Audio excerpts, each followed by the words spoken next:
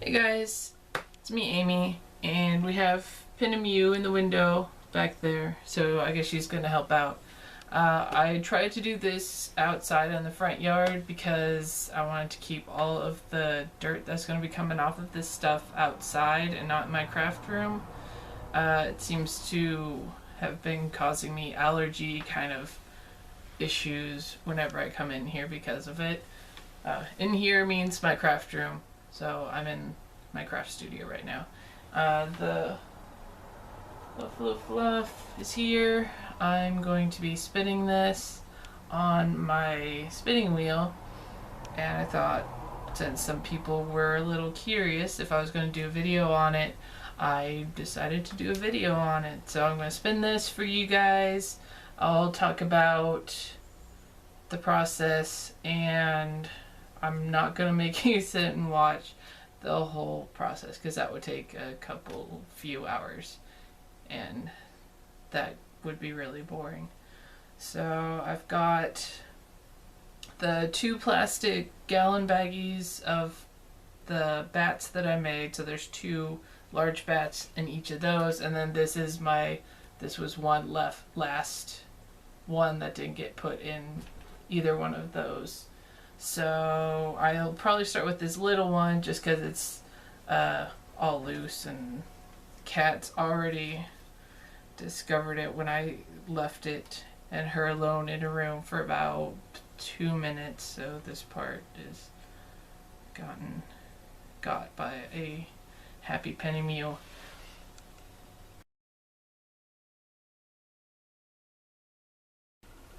Okay, so this first part, I have a few things I need to still set up on the spinning wheel before I have it all ready to spin.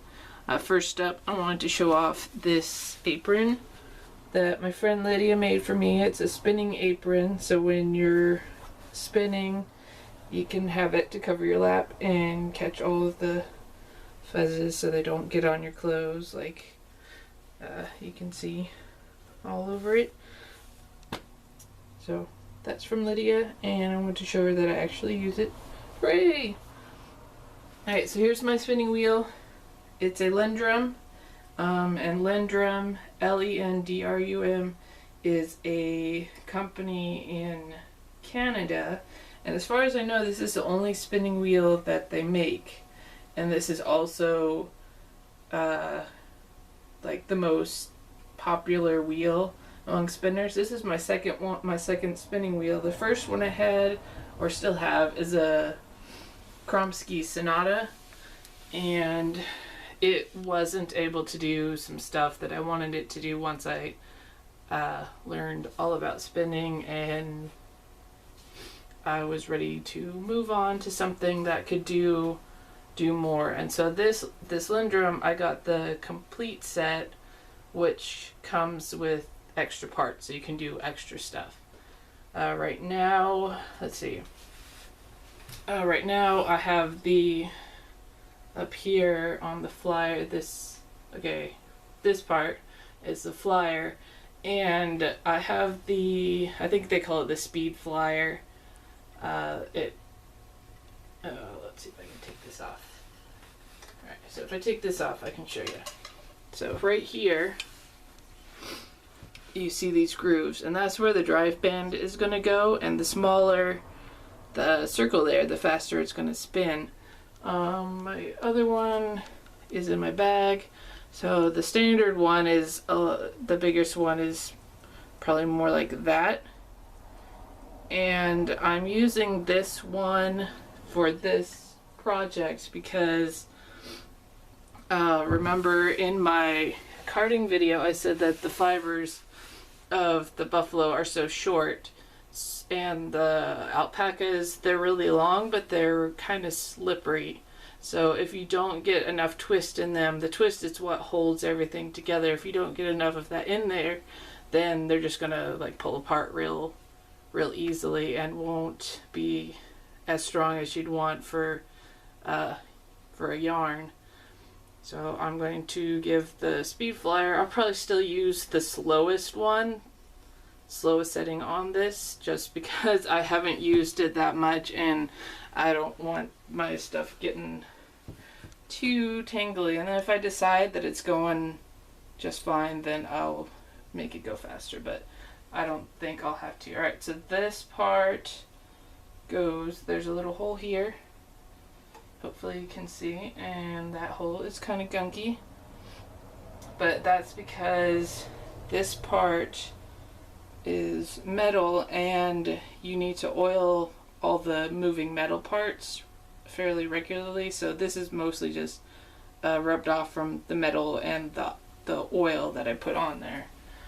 So I'm going to put that in here, and then this part folds up and catches that last little bit in place. And so first I'm going to use the oil, and I have this tiny little squeezy bottle, and this is pretty much a needle. This is my shorter one. I have another oil bottle and it's longer like that, but this one is one I got at Woodland Wool Works, which is a place that is no more, and I'm really sad about that because they were close by and we could go there and get stuff. Alright, so first I'm going to oil, I'm going to pull this out and oil this end here, just a little drop in there, and then pull that out again, put a little bit on the front here, so the bobbin, that's what this part is. Hopefully you can see. I don't know. I should probably turn this a bit. Okay, so this part's the bobbin here, and I put oil right here because it rests on that metal dowel thing in there. So when this spins, it'll spin and not get all chunky. And then this part here, I'm gonna just see if I can. No, I better also pull that out. So I'm going to put a little drop of oil there, and I haven't used this for a few months. I don't do as much spinning these days, so it hasn't sat around. It sat around for a while, and I think the rest of the parts are okay. So that's all the oiling. Alright, and then the next thing I need to do is I gotta put the drive band on. Is this band here, and there's another one. These come with a second one because I have a jumbo flyer, and that the ratio on that is it's jumbo, and the whole part here sits up higher, so I need a longer drive band for that. But I just have to, so I keep the extra one kind of wrapped around down there, out of the way. Alright, so we'll get this on here, and it stretches. Okay, so I got that all the way around the wheel, and then it comes up over the setting up here that I want. So I did the biggest one like I said I would. And then next I'm going to attach put the tension on it, and the tension, well, it doesn't really make much sense right now, but it's this other little band, and it goes around the back end of the bobbin, and I'm going to have it fairly loose, so you can see there's a little elastic thing, and if I tighten the tension you can see it pulls up on that, so there's more tension on here, but I don't want too much on there just yet. And then on the bobbin is, you can see, a bit of yarn, and that is what you use to start spinning. You need to attach your bit of fiber that you're going to spin onto something that's already here, otherwise there's no way of getting it on to the bobbin. Alright, so that goes through this little hole here, and this is a slidey thing. I always forget to put it way back at the start. So you thread this through here, and then there's another hole right through here. So you thread that bit through there, and then right here is another hole, and you have to get it through here, and it comes out of here, and you get to use the thing that is this hook here, which is called an orifice hook, and this is the orifice, and you just reach in and you grab that, and there's usually a lot of giggling and silly jokes about the orifice hook. And it's got a little storage bit here so that can slide in, go in there, and so now I have this part, and I'm going to pull it out a bit. And I have a loop tied in here because I found that it's easier with a loop. Hair in my mouth. So I think this is ready to go. So this is a little wobbly because I have a rug down here and it's half on the rug, but no, that's okay. So here's the tiny little bit of buffalo. So that's as big as it is, and it's all small. So I'm going to pull off a strip of this and try and get it even in a straight line as close as I can. Alright, so now I want to make sure that the tension's not too tight, because usually if I get started and it's too tight, then it just pulls everything out of my hands. And this particular wheel is a double treadle, which means it has two little treadles down here. Some spinning wheels will just have one. Usually people prefer two, but sometimes people have reasons for one. So this is, like I said, this is a Lindrum, and it's a fairly compact wheel because this whole part will come off, this part here, and then there's a knob down at the bottom. If you take that out, the whole wheel folds down onto the treadles, and it's fair. It doesn't take up tons of room, and it's easier to carry around the way. Alright, so we're going to get started. So I've got my buffalo here, and I'm going to pull up a little bit so you can see the corner here is pulled up. And I'm going to just stretch that out a little bit. So I'm going to pull, and sorry if I keep sniffling because, like I said, this allergy kind of stuff. Alright, so I got this pulled out, and it's fairly open and thin. I'm going to open up the loop on the leader and stick a little bit of the buffalo, and I'll pack it through that. And I usually fold it down. You can see other yarns that have been left here. Okay, and then I'm going to just give this a little push, and then I'm going to start treadling with my feet, and this is going to start going. And we'll see how this goes. I have to remember to keep this, sure this isn't so thin. Alright, so right now this isn't really going through, and I want it to go through all of these things and wrap on the bobbin here. And in order to do that, since it's not really pulling through, I'm going to add tension by twisting this knob, and I don't know if you can tell, but the little elastic there is pulling up, but I don't want to do too much. If you do too much, then it's just going to pull it right out of your hands, or it's just going to break on the fiber here, and then you have to fish everything out and string it through, and that's really annoying. Alright, so there it goes, and as much as I expected, the buffalo is going to make little blobs, so it's not going to be perfectly even across, and that is okay.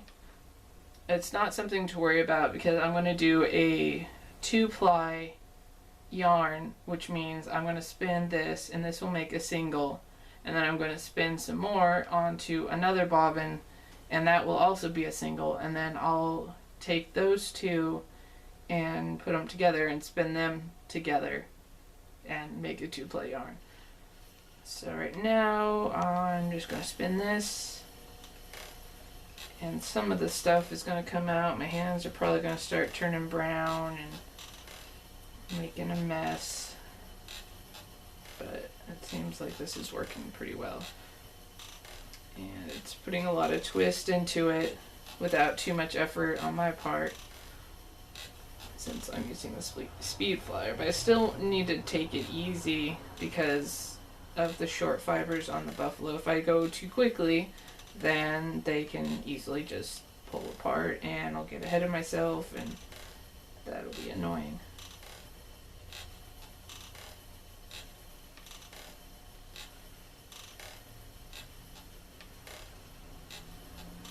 I hope that you can see this. Alright, so all I'm doing with my hands, I told you that my feet are treadling. I'm just alternating like this with my feet. And then my hands, I have one that's pinching here. And so the twist, all of this stuff that's moving puts a twist into the yarn. Just spins the yarn, twists the yarn like this. If you took it and just twisted it in your fingers. So that is, my fingers here are holding it so that the twist doesn't go into this part, because if it goes into this part, then that makes it really hard to spin and it gets all funky and messed up. So my other hand I'm using to pull and control the fibers. So I'll just stop and do this for a sec. Okay.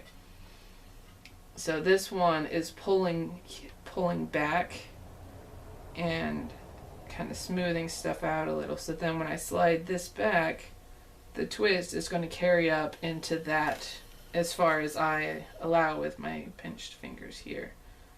So I'll go ahead and just do this without too much movement. Alright, so I got twist built up here and I pull back and stretch it out, and then I just slide my fingers and it just twists around there.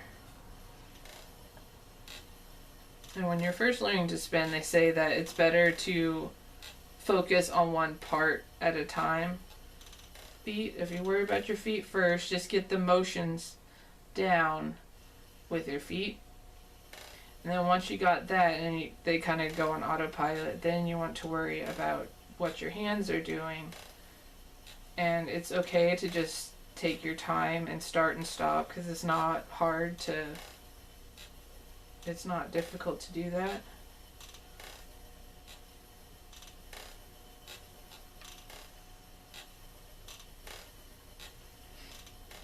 Alright, so after I've spun a bit, I need to slide this, move this up a bit.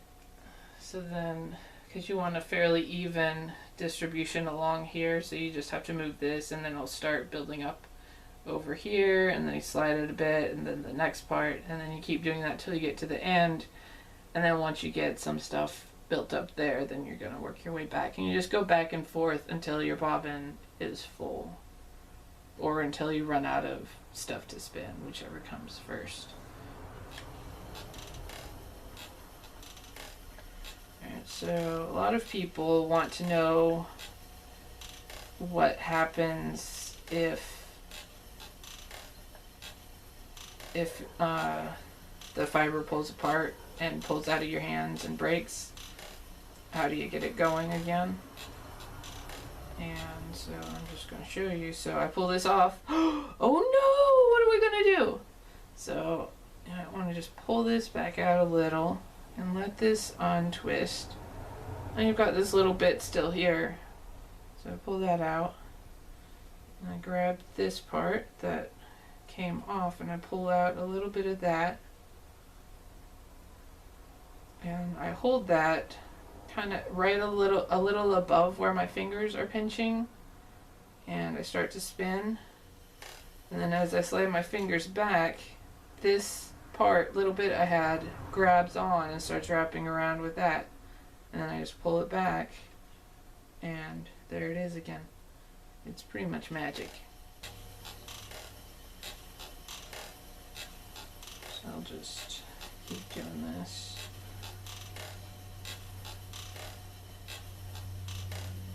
Now I'm not paying super close attention because You don't really have to. You have to watch a little bit, but you don't really have to worry about getting it really precise, because that's something that was really cool to me when the first time I spun. It wasn't really pretty yarn. It was all lumpy and fat, and then too twisted here, and really skinny here, and felt like wire here because it's so tight. But the cool thing is that you can still use it. It's still functional as yarn. As long as you have enough twist in it and it's not pulling apart, you can make stuff with it. And let's see, I have part of my first skein right over here. I will show you. So this right here is some of my first yarn that I ever spun. I'll undo this, and you can see right here, see how it's all coily? And this is upside down, hard to see. Okay, so that's all coily, and you got parts that are, so like this part is so bad. You see how tight that is and how thin this is, this little bit compared to like this, and this is fairly underspun, so this might pull apart, but wool is usually pretty good. If you get just a little bit, it can hold up pretty well, unlike alpaca. You usually need to get more.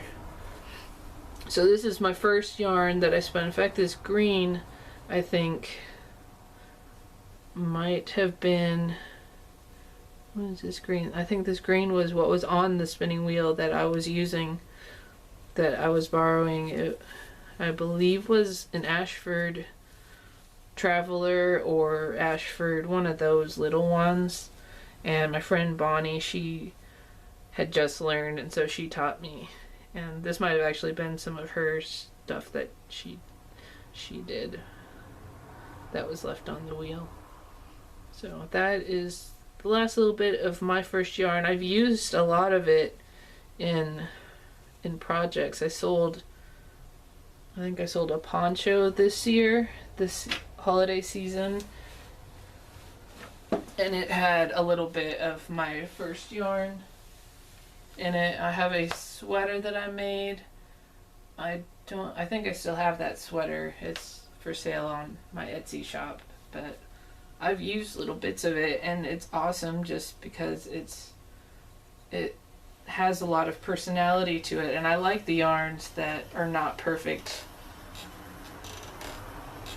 It just makes it a lot more interesting to knit with or crochet or whatever you're using it for. Some people, they really need it to be perfect and precise, but that's not me. That's not how I roll. I like all the lumps and all the coily bits. Although sometimes the coily bits are annoying because they just pull too tightly, and it's a little trickier. So here comes a little blob. I'll go ahead and just finish this piece.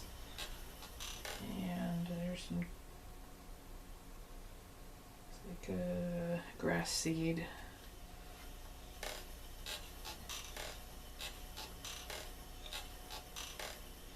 Yeah, so when I go to add, when I run out of this part, I'm just going to rip off another little strip and join it just the way that I showed you when I pulled it apart.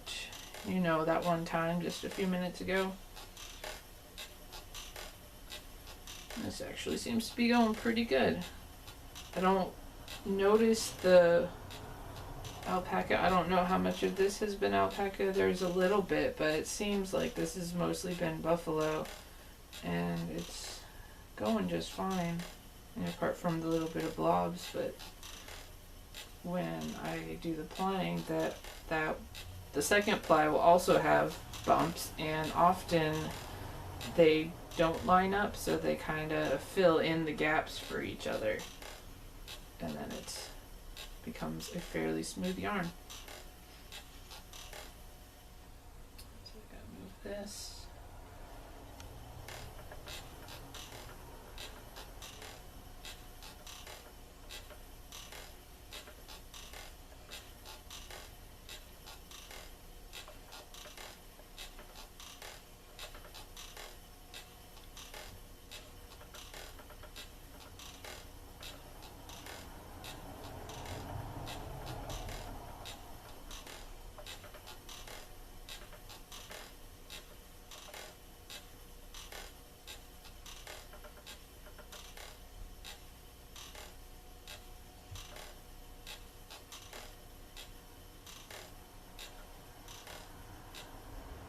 So I'm just down to the end, and what I usually do is I pull it out a bit, and then I wrap the loose end, oh, that's coming apart, loose end around the tension knob over here, which is what I usually do. If I want to take a short break, I do that. If I want to take a longer break, I take the drive band off and just leave it down there.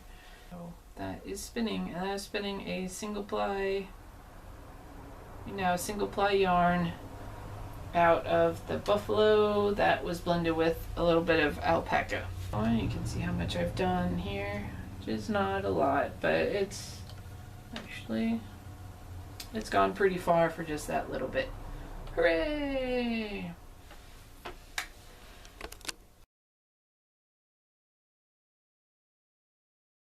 Alright guys, I'm nearing the end of the first bag of buffalo.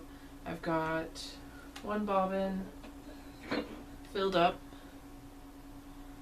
and then I've got the second one on my wheel still, and I've gotten it pretty full, so I've just got this little bit to spin, and then it is time for me to take this full bobbin off and get ready to ply it together with the other one, and I will show you that in just a second. A little note, the way that I'm spinning, everything's rotating clockwise, and when you go that way, the twist that gets put into your yarn is called a Z twist,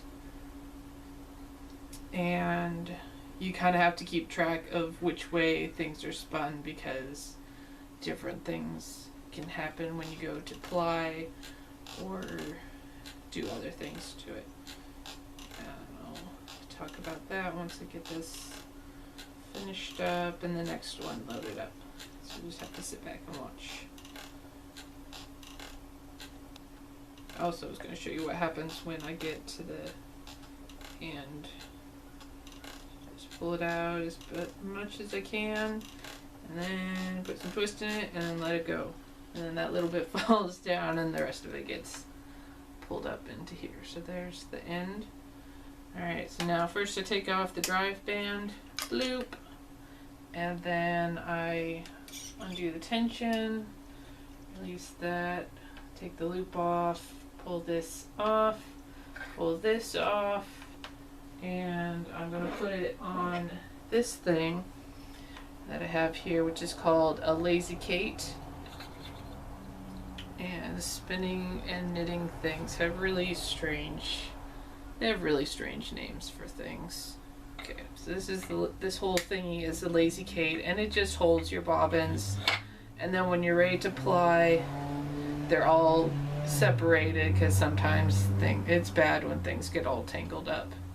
And this one has a string here, which I don't know if I'll bother with it, but it wraps around these. And there was a rubber band on this there's a hook on the end, and the string was attached to that rubber band, and so that would create some tension. And you don't want too much, but sometimes a little helps, because otherwise these will just spin and spin and spin, and your yarn just flies right off, and again it gets all tangled, and then you have problems.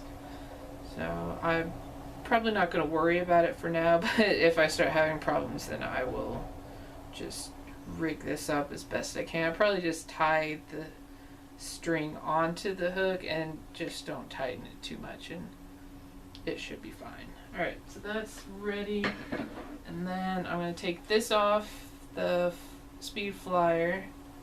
I'm going to pull the hook out of here. Actually, no, I don't need to. I'm going to leave the hook in there. And set this aside. And then I'm going to take this off of here. Remove the knob here. And this is called Mother of All, I believe, and this is the standard one for this wheel. And now I'm going to attach this one which is bigger. You can see.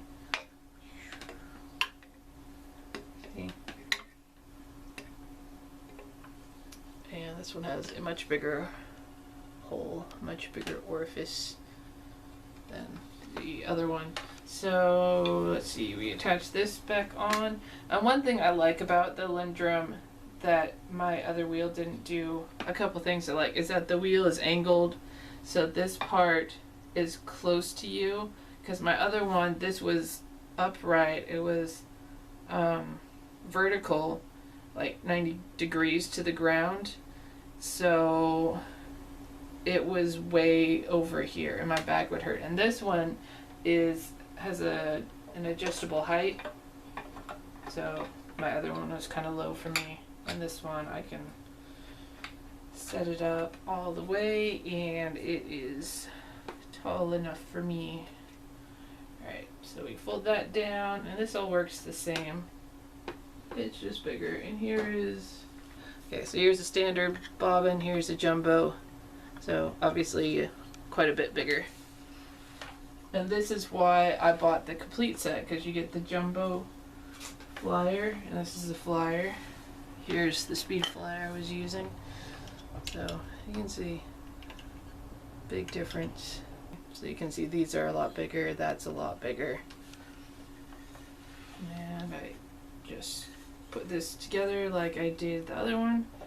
That goes in there, and I should put some oil in, because this thing, the jumbo flyers, kind of, it doesn't go as smoothly. I don't, it's probably just because it's bigger and floppier. And put some oil on here, here. And I'm gonna put the bobbin on. So pull this part up so it's locked in place. And something else I want to show you. So this is I've shown you the buffalo. That's all real fluffy. And that is the undercoat on a buffalo. I found a couple of these. These are the guard hairs, which is, I don't know if you can see if I can get that up there so you can see these really coarse hairs. And that's what most of you probably think of. It's what I would think of when I think of buffalo. Like, no way could it be all soft and fluffy. But underneath this layer, of course, is the fluffy underside. And it's the fluffy underside that you want to spin, because the coarse part is not cool. It's kind of gross. So now I'm going to be plying, and when I do that, oh, I still got to do this. Okay, I got to get the other drive band ready to go, because this one is too short. This was the regular one. It would stretch way too far. So I get that around the back. And I'm going to put this on the fastest setting because jumbo is slow. Alright, so we got that hooked up, and I put tension on here. Keep it kind of loose still. Then this is my, I don't know why I'm using this lace weight leader on here, but that's what I have attached. Alright, so anyway, I'm going to do the plying, and when you ply, this is where it comes, where it's important, where you know which way you spun your singles. So remember I said that this is a single, the yarn on here is a single because it's just one string that you made. And this is another single, you put the two together for the two ply. So when you're putting the two together, it's really important you spin the opposite way. So the wheel was going clockwise for those, which put a Z twist in the yarn, and now I want to spin counterclockwise so they wrap around each other this way, and they usually come onto a sit a little bit, but not too much if you do it right, and that will put an S twist. So when you think of the letter Z, it's got the little angly part, and the S has the angly part that goes the other way, except it's all, you know, S curvy shape, but yeah, it makes sense. Trust me. Alright, so put this through here, put this through here, and all these things are so big that you can just use your finger to reach in. So reach in through the holes, pull this out through the holes, and also I need to make sure my leader is going the right way because it's going to wrap around this way instead of this way. And if my leader's going a different way, then that causes problems at the start. Okay. I don't know how smoothly this is going to go. We'll figure it out. Alright, so I've got the loop here. I'm going to set my Lazy Kate down. It's got this wire here, and it's supposed to have the yarns go through there, and this one goes through there. But it's important you keep them separate. And alright, so it's a little tricky. This is a little tricky. Alright, so I put Lazy Kate down here on the floor, kind of. It's not quite behind me because I don't have tons of room right now, but it's kind of back a little from me and to the side, and it's on my right side because my left hand is the one that's pinching the two together, and then my right hand is the one that controls the feeding or the moving, and it's important to keep them separate, but they're all twisted together already. I'll see if I can figure that out as I go. Alright, so I'm starting this the same way I did the other one, just it's harder, a little more to get this going. And just spin the other way. And plying is a pretty mindless thing. The only tricky part is to get the even tension on both strands, because if one is loose, that one will pucker up and kind of wrap around the other one, and that might be something that you want, but I don't want that right now. So you just have to be careful and get these separated here. Alright, that's better. Yep, and this requires a lot more oomph to get this jumbo flyer going. It's pretty thumpy. Oh no, my yarn broke. And this has been a little bit of a problem, because if you get too much twist and your fiber's kind of wimpy, it's going to break, which is what it did. So what I'm going to do is I don't know if, okay, am I on camera? Alright, so here is the broken one. This one's fine. I'm just going to take the broken end and stick it in here and just keep going, which is one of the nice things about 2-ply, is that since you have two of them, there's extra strength. So if one of the yarn gets a little weak in places, the other one can hold up. It can hold up the yarn as a continuous piece. And you gotta keep an eye on, and when you're plying, this goes a lot faster. The bobbin gets filled up a lot faster. So you just gotta remember to slide the slidey thing. Otherwise you get a big bulgy thing here, and then it all squishes over, and then you can't fit as much on the bobbin. Another reason I'm using the jumbo is because I had 2 full bobbins, and I just wanted to do this all in one go. And if I used another regular one, obviously it would get filled up, and I'd still have tons of yarn left to ply, and then I'd have to get out the other bobbin and fill that one up. But this one is a nice continuous single piece, as long as everything goes fairly well. Yeah, so when I was spinning the other stuff, a lot of the dirt came out. My hands are already brown, and I haven't done that much. So after I get everything plied and I take it off the bobbins, that is when I'm going to just soak the heck out of this stuff and get all that dirt out of it. And that is easy, but it's time consuming because you have to just let it sit in the tub for a while, and then you change the water and you let it sit in the tub, and you keep doing that, changing the water. And I'm going to use some soap too, because I have some special soaking soap. I think it's called Soak. And I guess that's another question people ask a lot, is where do you get your fiber? And it's amazing how you just come across it. Like somebody you know has a farm, somebody you know does this, and you can go to some yarn stores, have it.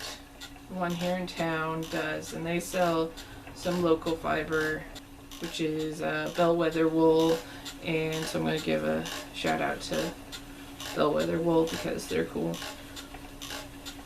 And maybe I'll even post a link to their website so you can check them out. And so I've gotten some wool from them. This buffalo was just given to me from a lady, although she wants it back, so I'll give it back. But the alpaca I used, and somebody had posted online about a bunch of alpaca that somebody had sheared off their alpacas, and then they were just going to burn all the fiber. And this friend of theirs was like, no. And so she posted a thing on Ravelry saying, hey guys, there's a bunch of alpaca fiber. So I went and I bought a lot for really cheap, and I got this brown. Got a ton of gray, which I find easier to use just because I prefer gray for a neutral than brown. So yeah, you can get fiber anywhere. There's always somebody who has a connection. And if you don't know, just go to your local yarn store. And by local yarn store, I don't mean Michael's or Joann's. I mean a specialty yarn store.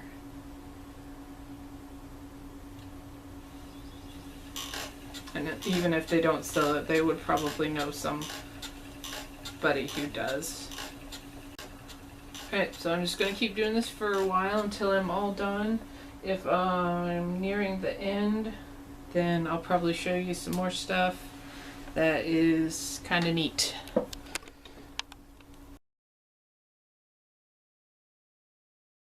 Okay, the next step, hey guys, next step that I'm going to do, I've used up one of the bobbins and there's still stuff a little bit left on the other one.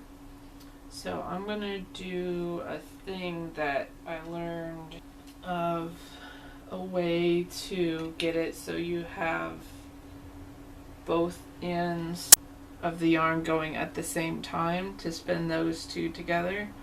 So it starts out, let's see if I'm all set up here. So I'm going to take part of this and I wrap it around my thumb, and then I go around behind my middle finger and wrap around that.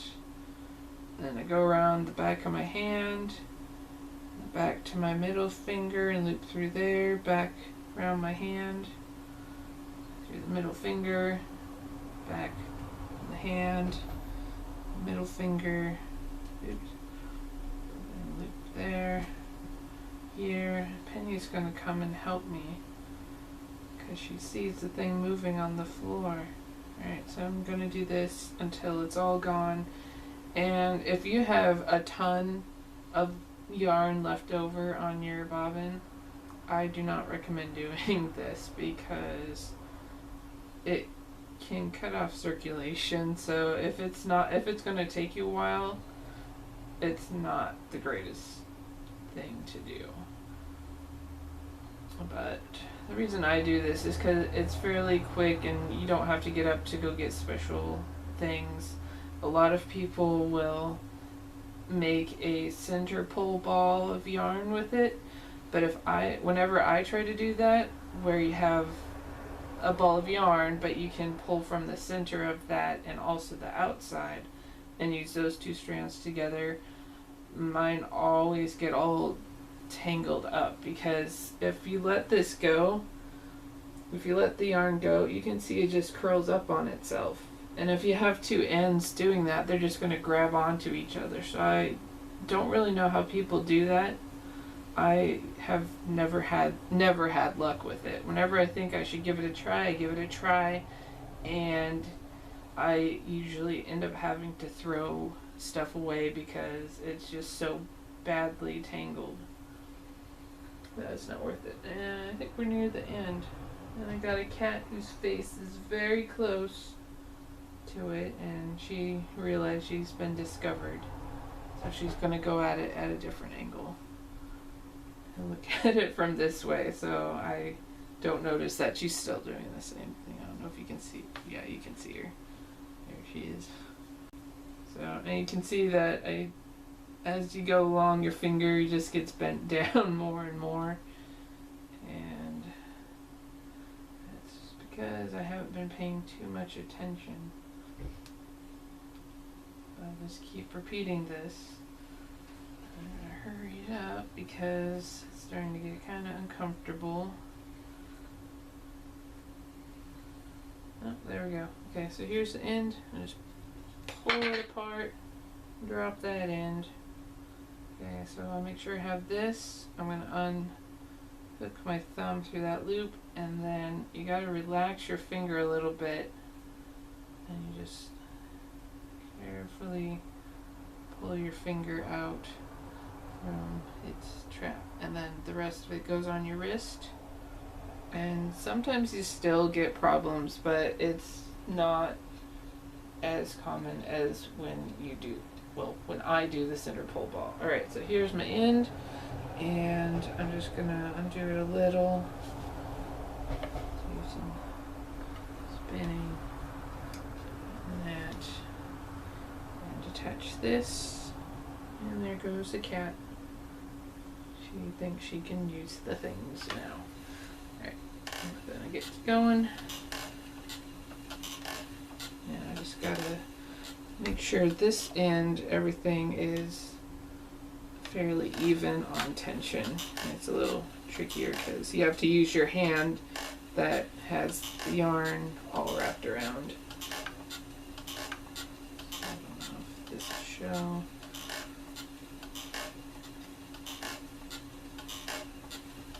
If you do it the way that I showed, and I honestly, I don't know if this is going to show as clearly because I'm trying to, I just kind of want to work on this. I haven't tested any camera angles or anything. Let me just do this.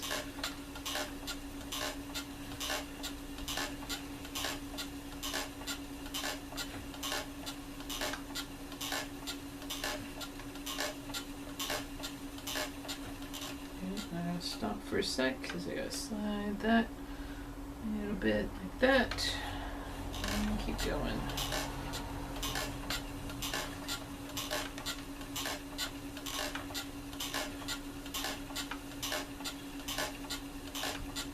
But the way you wrap it around your hand and then you pull your finger out, it makes it so, I don't exactly know how it works. It's pretty much a magical little thing to do.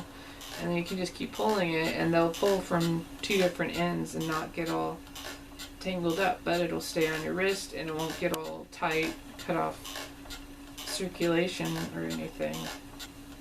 I'm triddling pretty hard, just like I said, this does take oomph, and here I am at the end. But see, even at the end, it's just this kind of a mess. But luckily it's not too much, so I can just pull it out. Like so. Oops, wrong way. That way. Stretch it out. This finger's still just pinching and sliding. We're at the end. I just let it go, and it's done. Pop this off. And I'll leave that on. So I'll loosen this. And now, I'm going to take this off here so you can see. Okay, get close up. See, and there we go. And it's all filled up, and that's all the yarn that I'd spun. I still have the second bag of 2 bats to do. And now I will take it off of here because I only have one of these, and I'll need this again for the next batch that I do. So I'm going to put it back on here, this bag, put the tension back, but I usually just do a little tension just so when it's pulling off it doesn't just keep spinning. I want it to just kind of stop after a little bit.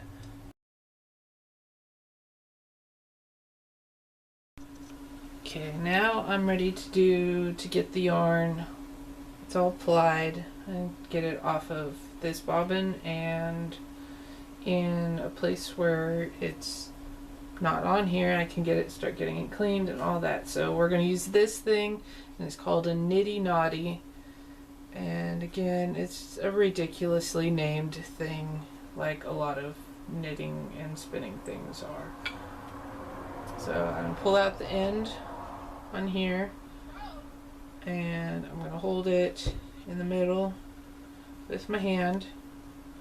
So I've got the end secured there, and then this part goes, I'm just going to bring it across the top part here, and then you rock this. You loop it around the bottom, you rock it back up and across the other side, and you bring it down and over this part, bring it back up, you keep it so it doesn't pop off, and then you're back to here and down, up, down, up.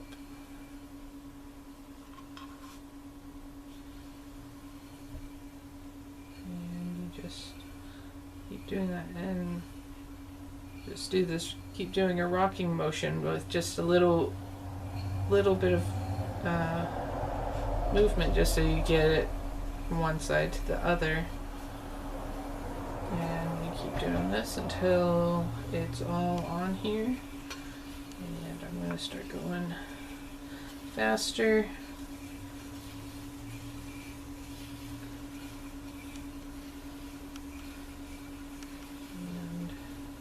So if I stop, this is why I have the tension on, because when I stop it goes for a little while, but it stops. It's not just going to keep going forever, and then it all coils and falls down and gets tingly.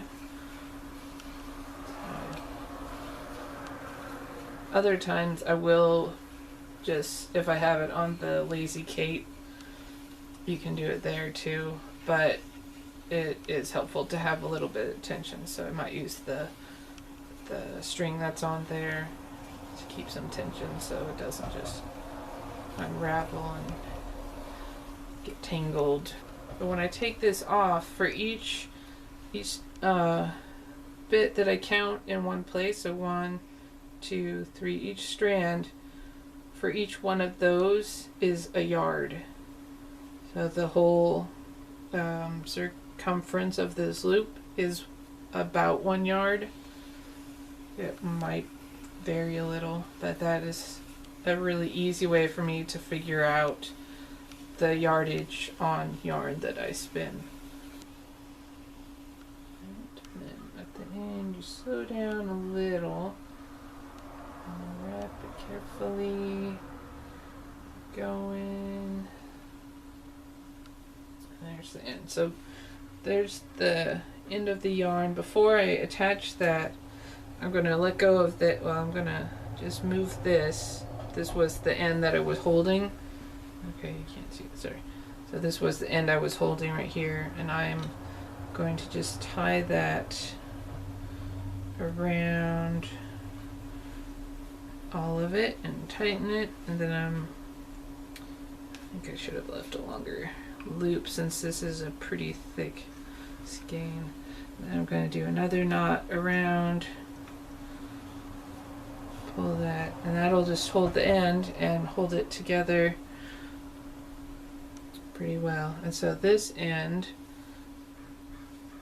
I'm just going to snip it off of here. Okay, so this end, and I'm going to tie it around this part up here. Try to get it so you can see. Alright, so just loop it around and tighten it. You don't want it super tight, but I like it a little bit just so it doesn't unravel. Okay, and that'll stay. So now I need a couple bits of scrap yarn. For the scrap yarn, you just want something sturdy enough that's not going to rip apart, and something, since this is a bigger yarn, something bulky enough to contain all of this. And then you take that, and I probably should have gotten a better color that you could see, but I just loop that around once, and these aren't that long, and then I just tie a knot. This one I just do a loop and then tie the knot. This end tied off this part, the scrap yarn on this part, the other end on this part. So on the fourth side, I'm going to do it kind of towards the bottom. It's the same way I did the other one. I'll wrap it around, pull it a little tight. And you really don't want to pull it super tight, because then when you go to set the twist and wash it, it's going to be pulled in right there. But I still pull it in a little bit. If it makes a little dent in there, you won't really notice it. But if it is all pulled super tight, it's gonna kind of mess it up. Alright, so that's a better one. So I just pull the short a bit, undo the loop, and then it's an easy untie to remove that. So this is the skein, and now I'm going to pop it off of the Nitty Knotty, which is one of my favorite things to do. And you just grab a chunk and pull it off, and set that down, and you have your skein. And then I alternate twisting the ends and twist them so they start kind of curling up. Try and get the middle part to go down and twist them. And I have a thumb through one of the loops, through one of the ends. And I grab this end, pull it through. So that end is through that one. And there is a final skein of yarn. Look how fat that thing is.